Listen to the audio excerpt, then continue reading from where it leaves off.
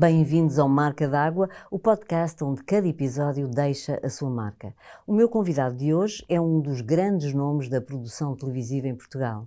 Frederico Ferreira de Almeida é CEO da Fremantle Media Portugal, responsável por trazer para o nosso país grandes sucessos na área do entretenimento.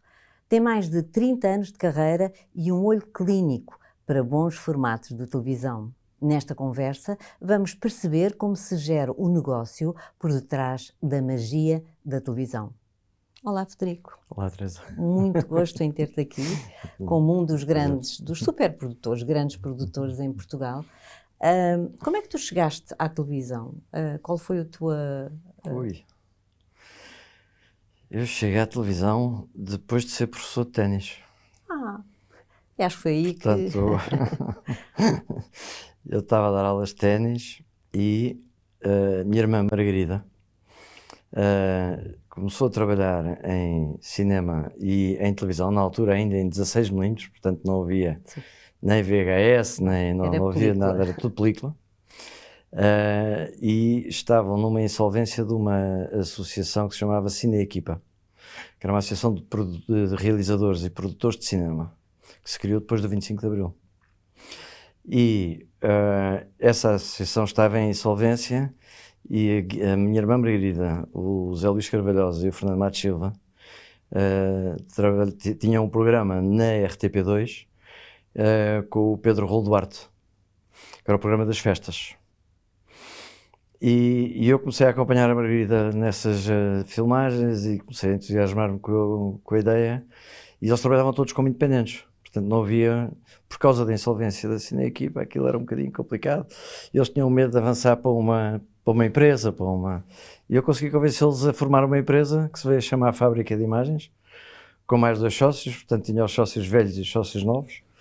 Os velhos eram os 3 que eu já mencionei, os outros 2 novos eram o Diogo Lage Pereira, eu e o Vasco Napoleão, que geríamos áreas distintas. Portanto, eles tinham uma área mais cultural, nós tínhamos uma área mais corporate, até começámos por aí. E lembro-me que na altura a Fábrica de Imagens trabalhava também muito com publicidade e fazia filmes, publicidade. A Fábrica de Imagens foi uma empresa que apareceu fora do tempo.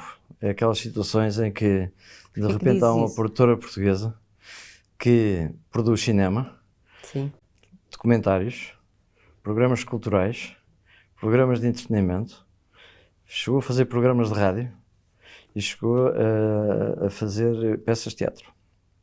Portanto, era uma empresa completamente abrangente de todo o entretenimento. Enfim, tinha um cariz mais cultural do que propriamente do grande entretenimento. Só apareceu o grande entretenimento quando nós aceitámos fazer o Clube Disney, e então aí, a partir daí a coisa começou a virar para outra área, mas era uma empresa mais cultural. Só que realmente trabalhámos com toda a gente, o José Alberto Carvalho, com a Maria Leonor Pedroso, com o Pedro Rolo Duarte, com a Maria João Duarte, com todos os grandes nomes da altura, o Zé Fragoso, todos foram lá parar. Na altura foi criada também a TSF, o Emílio Rangel, de onde apareceram estes novos jornalistas. O Miguel Monteiro também foi uma peça muito importante na Fábrica de Imagens. E já te consideravas um produtor? Como é que não, de todo. Não. Naquela altura era um miúdo que estava a aprender. Tenho histórias absolutamente inacreditáveis de quem está a aprender o que é este mundo, não é? Desde me mandarem ir comprar gelo, porque estávamos em filmagens no verão no Clube dos Empresários e estavam 40 graus, e mandaram-me ir comprar gelo com urgência. E eu fui comprar gelo. Onde chegaste lá? E o gelo era para arrefecer o gerador. Não, o gelo era para o maquinista beber whisky.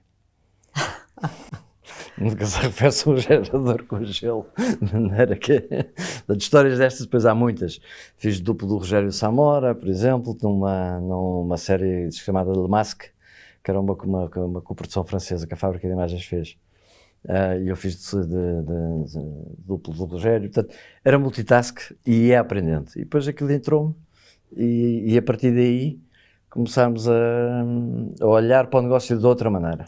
Aliás, pelos vistos, eras um miúdo, mas foste tu que convenceste tanto Foi, a tua irmã como todos os outros a criar uma fábrica de mate. Portanto, já tinhas esse lado empreendedor muito ativo.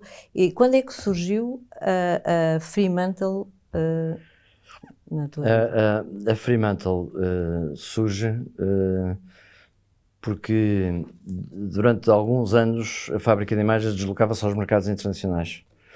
E eu, todos os anos, cada vez que havia mercados, que era 2 vezes por ano, ia tomar chá com uma senhora que vivia no Mónaco e que era CEO de uma empresa chamada Grundy. E a Grundy, que mais tarde veio a ser comprada pela Pearson, e a Pearson mais tarde deu origem à Fremantle, a Grundy, a uma determinada altura, fazia muitos programas em Portugal com a Teresa Guilherme e na SIC com o Emílio Rangel. E a uma determinada altura eu recebi um telefonema a perguntar se não queria representar a Grundy em Portugal. E falei com o Emílio Rangel, falei com o Zé Eduardo Nis, fiz assim uma ronda assim, relativamente rápida e todos disseram que era uma oportunidade a não perder. E então eu aceitei e, portanto, começou como um escritório de representação. Entretanto, houve um problema com a Teresa Guilherme, não vou contar porque é uma coisa muito específica, mas o que aconteceu foi que a Teresa Guilherme deixou de produzir os programas da Grundy e nós passámos a fazer produção, que era uma coisa que não era suposto. Era suposto sermos só representantes de formatos, vendermos os formatos às estações de televisão e as estações de televisão escolhiam os produtores com quem queriam trabalhar. E o percurso, 6 meses depois, mudou radicalmente e a história mudou também radicalmente. Passaram a produzir E passámos a produzir imediatamente. Aliás, o primeiro programa que fizemos com o Carlos Cruz, chamava-se A Febre do Dinheiro, que estreou na mesma altura em que estreou o Big Brother na TVI e que conseguiu ser líder durante 24 dias até ao pontapé do Marco. A partir daí desapareceu do mapa. Mas quando é que, pronto, a figura de produtor, eu acho que eu não posso chamar produtor, não sei, eu tenho sempre uma ideia e nestas conversas que eu tenho tido com alguns produtores e até realizadores, há também uma acumulação de funções, vocês, pronto, têm que ter uma visão do todo, portanto eu não posso dizer tu és o CEO, mas também és o produtor. Como é que o que é que tu achas que é fundamental para uma operação destas ou para uma empresa como a Fremantle, que é, quer dizer, penso que está em 28 países ou... Está em 68. 68? Sim. Então, os meus dados estão completamente fora de... mas pronto, em 68 países, e tu representas em Portugal. Há uma grande diferença naquilo que se passa na Fremantle num país de origem e em Portugal? Há algumas diferenças, nomeadamente, obviamente, orçamentais, logo para começar. Portanto, nós temos que fazer produtos similares aos originais, com 1/3 ou muito menos de 1/3 do dinheiro que eles fazem os originais. Para se ter uma ideia, o Ídolos, o decor do Ídolos francês, o custo do decor do Ídolos francês é superior ao total do custo da produção de uma série em Portugal. E estamos aqui em França. Portanto, há uma coisa que eu aprendi muito rapidamente, que é a diferença de escala de valores entre Portugal, Espanha, Itália, França, Inglaterra, Alemanha e depois outro campeonato completamente diferente dos Estados Unidos. E é relativamente simples. Daqui para a Espanha, multiplica-se entre 4 e 5. Daqui para a França, multiplica-se entre 7 e 9. Daqui para a Itália, multiplica-se entre 10 e 12.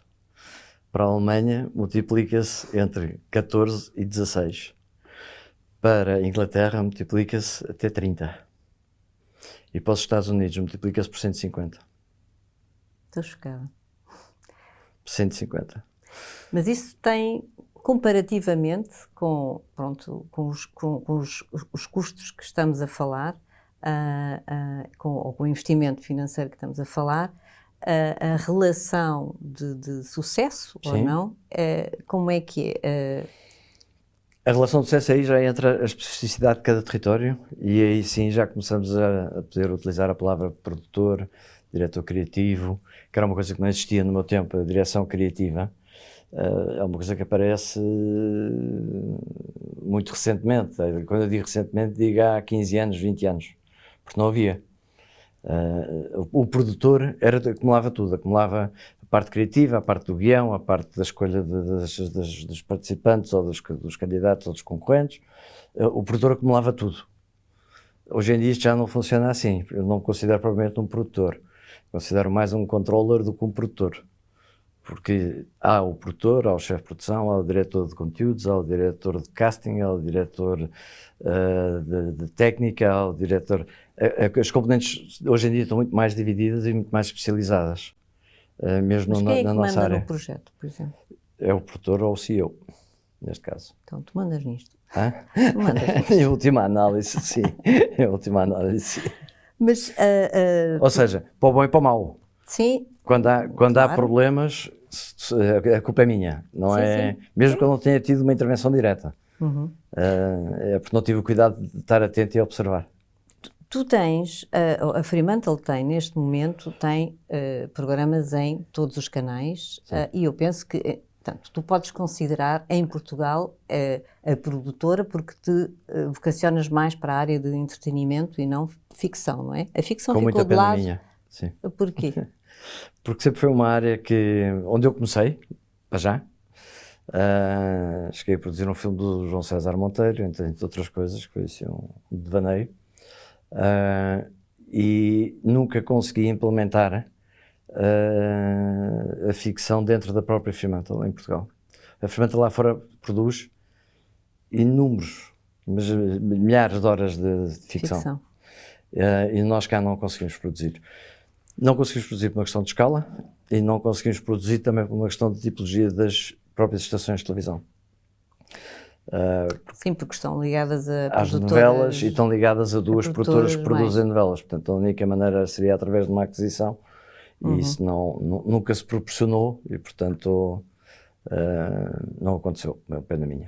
Mas pronto, ficção à parte, no entretenimento, pronto, já falaste dos ídolos, não é? Mas tens produtos como o Taskmaster, tens o grande Preço Certo, não é? Preço Certo. Explica-me como é que é possível. Acho que foi em 2002 que surgiu o Preço Certo, que era em euros, na altura, o Preço Certo em euros.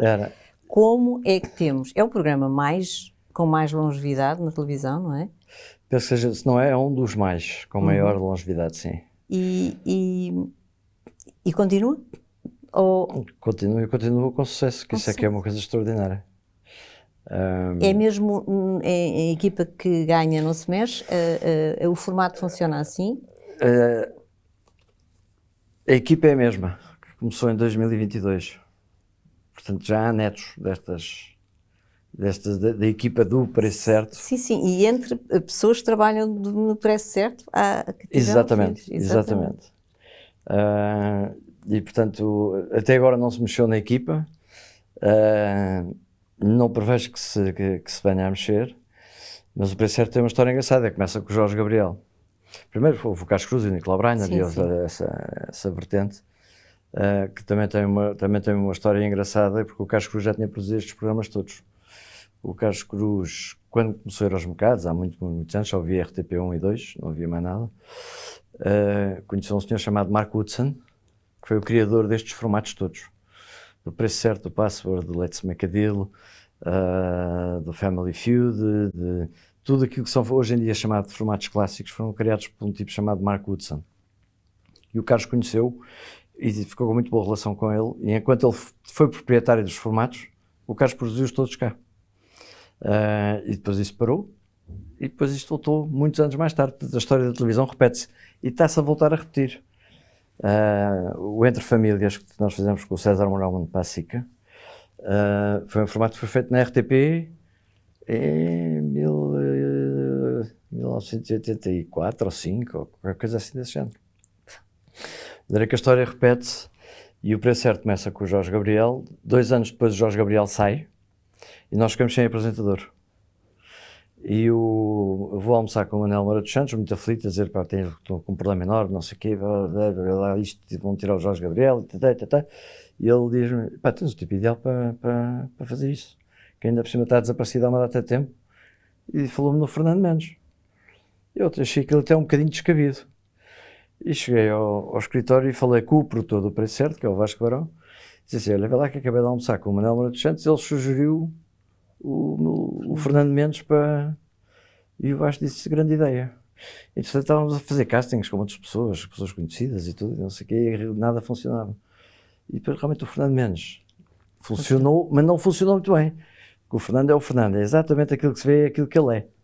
Portanto, o casting do Fernando Mendes, o programa sai todo ao lado. Sim, é um guião próprio, não é dele? É o guião dele, ele não tem teleponto.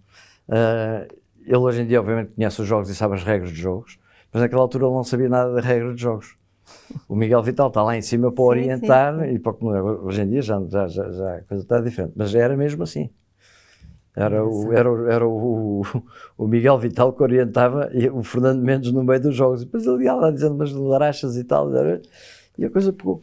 E a propósito disso, e tendo, pronto, um Fernando Mendes que não é que condiciona, que imprime a sua própria personalidade ali, que liberdade, nós temos formatos, não é? E dependendo da produtora, tem formatos que estão fechados, são assim, o Ídolos é assim, o Taskmaster é assim. Exato. Até que ponto, como é que se adapta para uma realidade que é diferente? A nossa realidade é completamente diferente. É possível, há limites. Eu lembro-me de assistir a programas onde na estreia estava o produtor, o representante da produtora original para saber se havia ali uma vírgula ao lado. Ou não sei. Isso acontece, como é que é possível adaptar à nossa realidade? Não, acontece, ou seja, um formato para ser um formato tem determinado tipo de regras e determinado tipo de momentos existentes nos formatos. O The Voice, por exemplo, a única característica diferenciadora do The Voice é as cadeiras funcionarem. Portanto, isso é um elemento que ninguém pode mexer daquele formato. Sim. Aquelas cadeiras têm que girar e a mecânica é aquela. Depois tudo o resto a gente pode mexer à volta. E já se mexeu, quer dizer, já fazem com crianças, já fazem com os mais velhos, já fazem... Com famílias, inúmeras variantes que se podem ir introduzindo. Mas cada formato tem a sua especificidade. Daí a salvaguarda dos direitos dos formatos que são relativamente fáceis de proteger. Nem sempre é fácil, mas são relativamente fáceis de proteger, porque têm regras muito próprias e muito estabelecidas. Como é que tu achas que as produtoras, o papel das produtoras independentes tem mudado ao longo destes anos em Portugal? Portanto, nós falamos de programas que vêm de 2000 portanto, já falámos mais ou menos, tu falaste, é basicamente a parte orçamental. Ou as dificuldades do diálogo entre as partes é mais difícil, porque há muita gente, há muitos players aqui, não é? Quer dizer, o mercado aqui é pequeno, não há muitos players, devia haver muito mais. Mas eu aí sou altamente crítico da atuação política relativamente ao nosso setor, dos ministros que tutelaram as nossas áreas, de todos eles, sem exceção, de todos os governos, desde que eu me conheço nesta profissão. E tu já foste presidente da APIT? Eu fui presidente da APIT durante... Associação dos Produtores Independentes. Durante três mandatos. Conheces a realidade completa? Conheço a realidade, tive várias reuniões com vários ministros de diferentes partidos e a pobreza de espírito dos ministros é uma coisa, não estou a falar de intelectualidade, estou a falar a pobreza de espírito e de falta de visão é uma coisa absolutamente assustadora.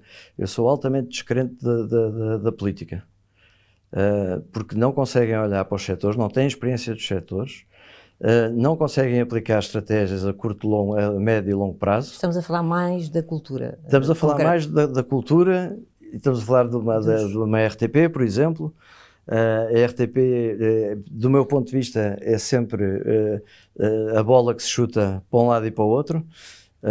porque na realidade é o único onde os governos e os ministros têm a capacidade de intervir, muito embora digam que não intervenham, mas há sempre a tendência para tentar intervir. E na realidade nunca se conseguiu criar, apesar da boa vontade dos produtores independentes e das estações, nunca se conseguiu criar uma verdadeira indústria portuguesa do audiovisual. Nós nunca conseguimos ter expressão no mercado internacional, que é uma coisa assustadora. Começamos a ter agora ligeiramente com as novelas, há uns prémios que vão surgindo e uns Emmys, e que acho que é importante, muito importante e muito relevante, mas depois não tem retorno. Ou seja, chegamos aqui ao nosso cantinho, e no nosso cantinho, para um ministro ter um Emmy é a mesma coisa que um almoço ou um jantar, é igual, é absolutamente igual. E no caso do entretenimento não tem acontecido tanto assim, mas a exportação de um formato, por exemplo, nós estamos, no caso do entretenimento, estamos muito habituados à adaptação de formatos, não é? E não a criar, a exportar uma ideia nossa, não é? Isso também é um caminho. Na ficção... Esse deveria ser o caminho. Esse deveria ser o caminho. Ou um dos caminhos. Há algumas tentativas feitas nesse sentido, com algumas apostas. Isso é transversal das três estações, tanto da TVI como da SIC, como da própria RTP. O exemplo, talvez um dos grandes exemplos, que eu próprio pedi para tentar exportar, e o formato não era meu, era a última a sair, que foi feito na RTP, sim, pela Bruno Nogueira, Até ao Fim do Mundo. Era Até ao Fim do Mundo, foi Até ao Fim do Mundo que produziu, com o Bruno Nogueira, com o Rodrigo Leal, Roberto Leal, com uma série que é um formato que é relativamente guionizado, é um Big Brother guionizado, absolutamente genialmente bem escrito e que era absolutamente passível de ser exportado para todo o mundo. E o que é que era preciso para que isso acontecesse? Era preciso alguma vontade política, algum investimento e capacidade financeira de uma produtora independente que não tinha e que eventualmente precisaria de algum apoio ou não, mesmo que esse apoio fosse através de um empréstimo. Porque quando eu falo em apoios, eu não acho que o Estado tenha que suportar a cultura. A cultura tem que apoiar, tem que legislar e tem que criar mecanismos que possibilitem que as produtoras independentes e as estações de televisão se consigam movimentar e mexer por forma a aproveitar todas as formas possíveis e imaginar os seus recursos. Agora, isto é enfim, estamos num momento um bocado sensível, mas Israel foi uma das grandes exportadoras de formatos. Sim, sim, sim. Tem 10 milhões de habitantes. Sim, sim. E estão ali enclausurados. Estão ali enclausurados. Com uma tecnologia... E com uma tecnologia absolutamente fantástica. Quando falaste das dificuldades de uma produtora independente que tem, eu agora lembro-me porque é recente, mas já aconteceu com outros programas, por exemplo, o Hora Bolas, que estreou na TV, nos canais privados. Portanto, quando se tem um formato que se quer fazer, não é? Um formato com uma estrutura, um cenário, uma estrutura de tal forma, uma logística tão complexa, não é? A ideia de o fazer, pronto, e para poupar custos, eu penso que a solução é mesmo, ok, temos este programa, nós queremos trazer para Portugal, mas como é que o podemos fazer? Então vamos levar toda a gente para lá. Essa é a solução viável para eliminar custos ou sai sempre muito caro? Sai sempre caro, mas o que aconteceu neste caso particular, e foi a primeira vez que nós o fizemos também, foi a primeira vez que nós pegámos numa equipa cá e fomos para um outro país produzir um programa, e que teve a ver com o facto do cenário, o custo do cenário ser demasiado elevado e inviabilizar, se nós o tivéssemos que construir cá, inviabilizava o projeto em si. E tendo o cenário construído na Argentina, e tendo a empresa argentina feito um preço que eu diria quase imbatível, ou seja, nós mesmo cá não conseguiríamos aquele valor por dia de gravação, era impossível, levou-nos a aceitar esse desafio. Mas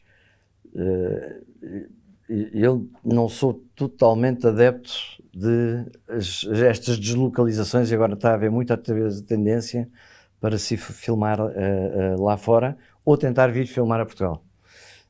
Nós neste momento chamam-se hubs, estamos neste momento a tentar montar 3 hubs em Portugal. Mas para isso é preciso que as estações dos outros países comprem os formatos e queiram os produzir e que haja uma sinergia de equipas, tempo, valores que compensem. Sim, porque a Fremantle também está apta a receber, a centralizar a produção de formatos de determinado tipo de formatos, certo? Exatamente. Portanto, estamos nesse processo. Não sei se vai a bom porto, se não vai a bom porto. Mais uma vez, não há nem incentivos, nem legislação, nem nada que suporte uma coisa destas. Eu estou a falar, neste caso, e já tive uma conversa com o ministro sobre este assunto, estamos a falar de um investimento de 10 milhões de euros. Inicial. E não há qualquer tipo de compensação, não há um incentivo fiscal. Se os americanos quiserem cá vir filmar, na ficção há uma coisa chamada cash rebate, que cobra uma parte dos custos que essas empresas internacionais têm quando vêm para cá. E têm incentivos fiscais. Nomeadamente ao nível do IVA, têm incentivos fiscais. Na área do entretenimento isso não existe. Mas não existe, aqui, sendo honesto, não existe, não é só em Portugal. Existe na Irlanda, que foi o único país na Comunidade Europeia que durante algum tempo fez força e conseguiu implementar isto. Nos outros países ainda não existe para o entretenimento, mas estamos a fazer força para que exista. Porque é uma forma de trazer e experiência e tudo. Faz-nos falta. Porque já vemos muito na ficção isso acontecer. Diz-me uma coisa, coproduções, pronto, não sei se faz muito sentido, nós já estamos habituados a ir para streaming e no streaming o entretenimento existe também em força, não é? A coprodução, tu achas que é a solução também para combater os custos financeiros e, por outro lado, não é, dar a conhecer o produto lá fora? A questão aqui do streaming prende-se muito com, ou seja, uma Netflix, uma HBO, uma Disney, uma Prime não vão investir muito no mercado português. Eventualmente, um dia mais tarde vão perceber que vão ter que investir, mas por enquanto ainda não precisam, na área do entretenimento não precisam de investir muito. Portanto, investe-se para o mercado hispânico, investe-se para o mercado inglês, entenda-se mercado inglês, americano, australiano, portanto, English speaking, mas para Portugal não existe.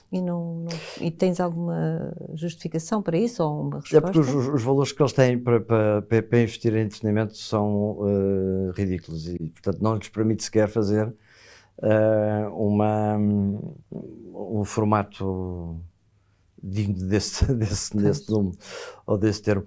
Muito embora haja uma experiência com o Fator X em Itália, em que foram investidos, ou seja, o Fator X saiu do free-to-air para o streaming e acabou por ser um sucesso, mas é o único país onde isso aconteceu. E aconteceu de uma forma muito, muito expressiva, em termos de subscrições, em termos de adesão, em termos de... é um exemplo. O que é que tu achas o que é que tu prevês para o entretenimento nos próximos anos? Pronto, versus produtoras independentes, versus... Nós estamos todos numa fase, aqui não é só Portugal, estamos todos ao nível mundial, ao nível local, numa fase de transformação abrupta, acho que mais acelerada do que quando foi o aparecimento da internet. com a inteligência artificial. E a inteligência artificial vai ter um impacto brutal. Na nossa atividade, na nossa criatividade, na nossa forma de produzir e na nossa forma de estar na vida. Mas há ainda tudo por fazer, há legislação, não é? Há tudo. Depois há tudo por fazer, como no caso da internet. Quando a internet apareceu também não havia regulação, não havia fiscalização, não havia... E mesmo assim ela é parca. É difícil de controlar porque a dimensão é tão grande que é muito difícil de regular. Com a inteligência artificial eu acho que vai acontecer a mesma coisa e vai ser mais grave porque ela está a aparecer mais depressa. Para terem uma ideia, nós Fremantle temos até o ano final de 2026 para estarmos a funcionar 100% com a inteligência artificial. 100%? 100%. Nós, funcionários. Nós, funcionários.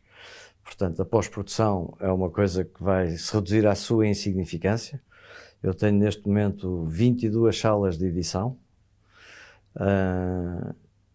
e no final do ano 2026 vou ter 2. Tenho 2 salas de áudio, no final de 2026 tenho 0.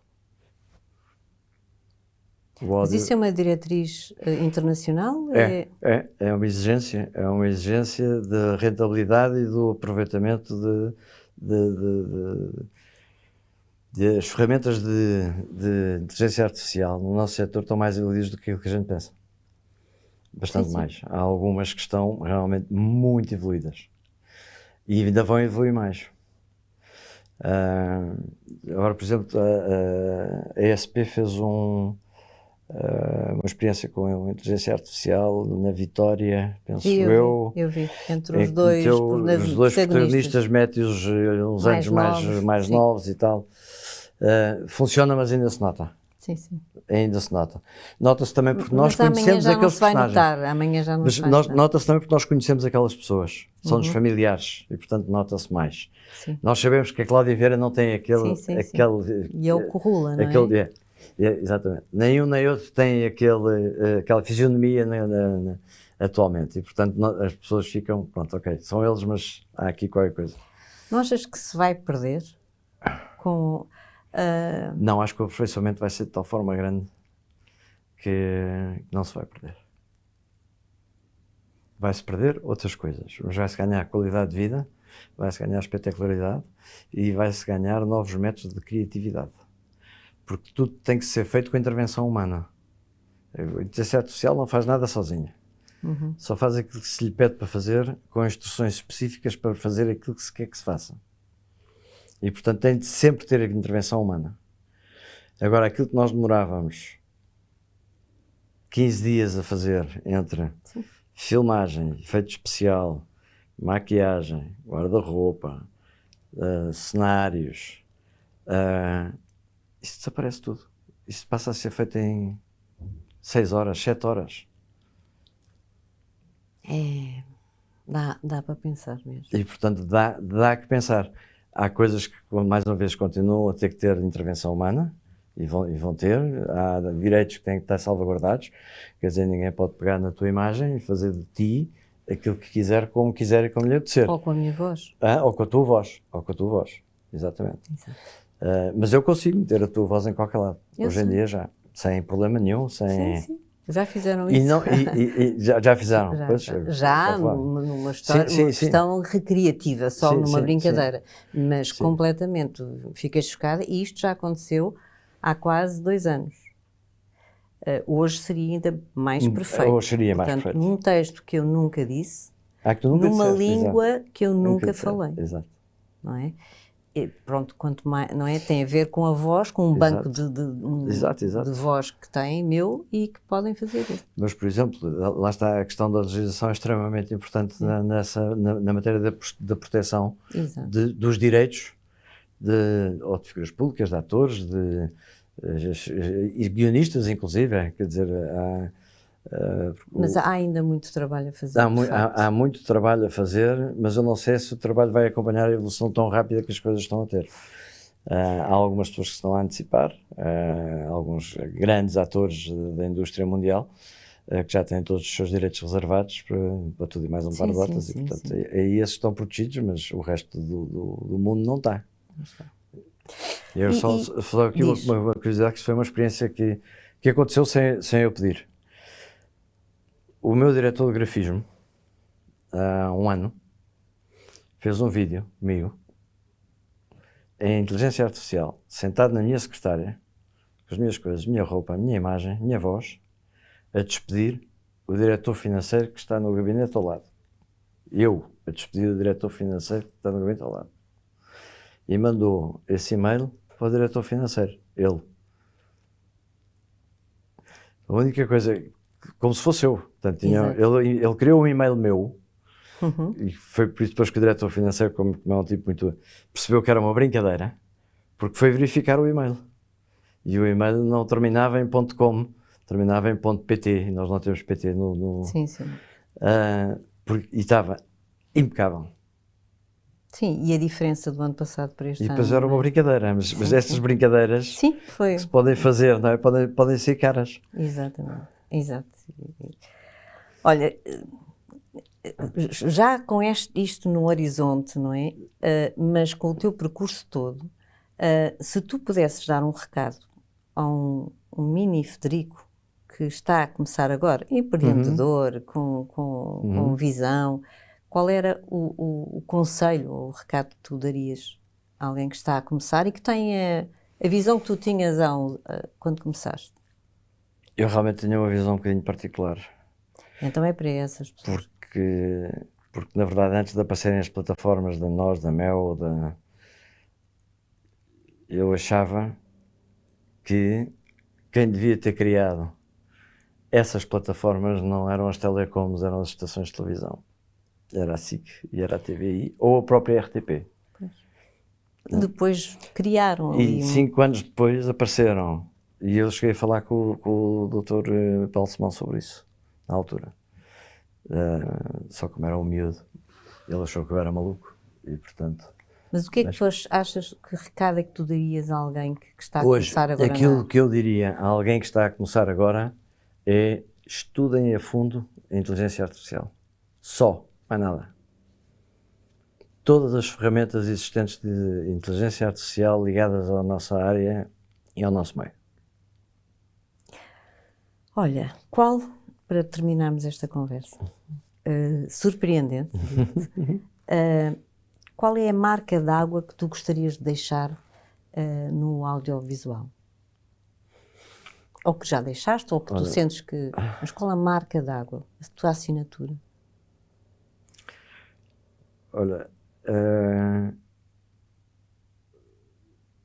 lealdade, inconformismo, responsabilidade e capacidade de execução. Eu não sou nenhuma figura pública, nunca me expus. Aceitei este blog por seres quem és e nos conhecemos há muitos anos, muito antes da televisão.